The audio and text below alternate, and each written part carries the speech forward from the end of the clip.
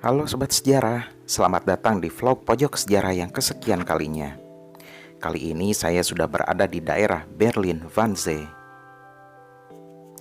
Saya akan mengunjungi sebuah tempat bersejarah di daerah sini yang berhubungan dengan kebijakan Nazi pada orang Yahudi selama Perang Dunia Kedua.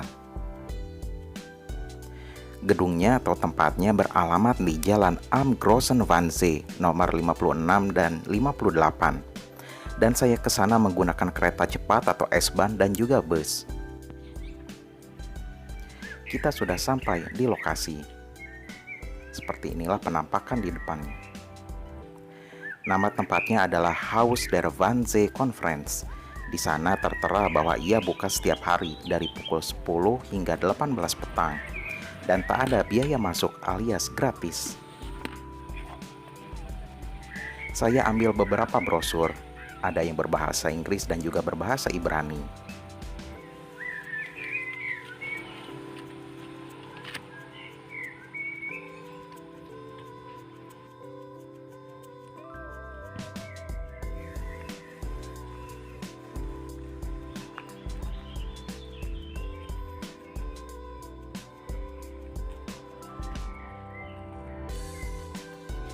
Ya, di sini ditulis In diesem Haus fand im Januar 1942 die berüchtigte Wannsee-Konferenz statt, dem Gedenken der durch nationalsozialistische Gewaltherrschaft umgekommenen jüdischen Mitmenschen.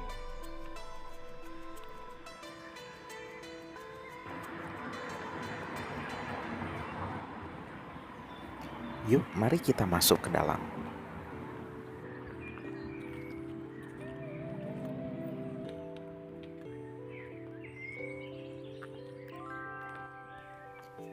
Di sini semua serba hijau dan asri. Walau berada di pinggir jalan, namun tak banyak kendaraan yang lewat.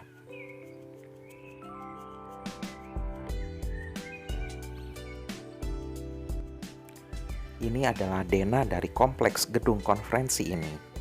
Jadi ia berada di pinggir danau Großer Wannsee dan dikelilingi oleh taman juga.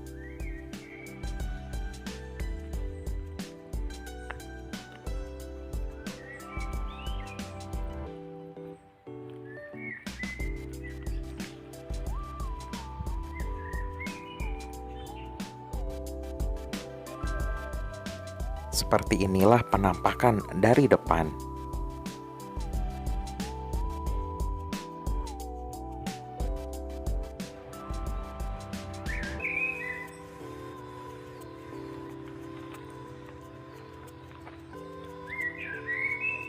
Ini adalah orang-orang yang berpartisipasi di konferensi ini.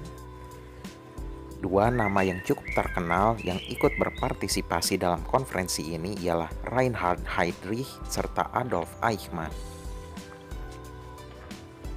Jadi apa sih konferensi Wannsee ini? Intinya ia adalah konferensi di mana para pejabat tinggi Jerman berunding dan berkoordinasi untuk membahas isu mengenai kaum Yahudi. SS meminta dukungan serta kerjasama pemerintah atau dalam hal ini kementerian untuk mendeportasi dan juga menghabisi orang-orang Yahudi di wilayah yang dikuasai oleh Jerman. Istilah Holocaust atau Final Solution pun merebak.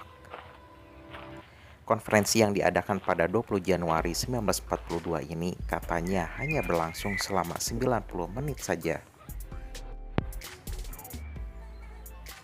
Ini adalah peta jumlah atau persentase orang Yahudi yang ada di seluruh daratan Eropa. Dan di sampingnya ini merupakan salinan dokumen-dokumen yang disepakati dalam pertemuan ini.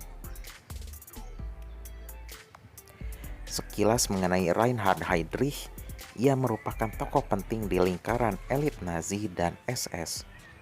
Ia juga pencetus berdirinya SD atau Sicherheitsdienst yang bertugas membasmi semua gerakan anti-Nazi.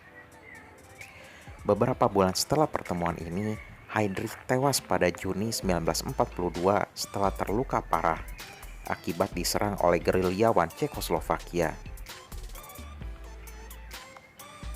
Bisa dilihat di bagian ini bahwa para tokoh yang terlibat berasal dari berbagai instansi pemerintah, mulai dari SS, badan intelijen, perwakilan dari kementerian seperti Kementerian Luar Negeri, Kemendagri, kehakiman, urusan wilayah pendudukan di timur, dan elemen-elemen pemerintah lainnya.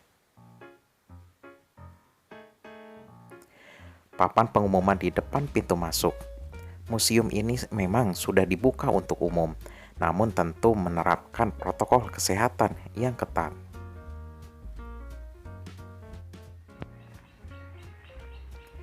Ini adalah taman kecil di samping gedung, dan saya sedang berjalan menuju arah belakang.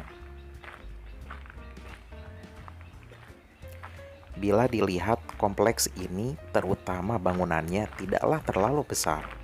Tidak sebesar yang saya atau sobat sejarah bayangkan mungkin.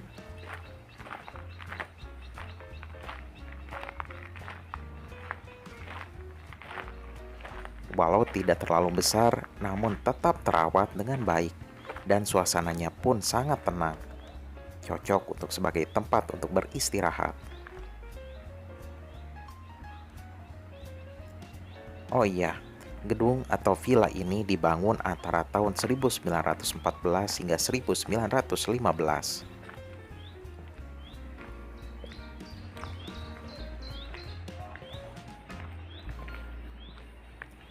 Di depan saya itu adalah Danau Großer Wannsee, di mana perahu-perahu sering lalu lalang.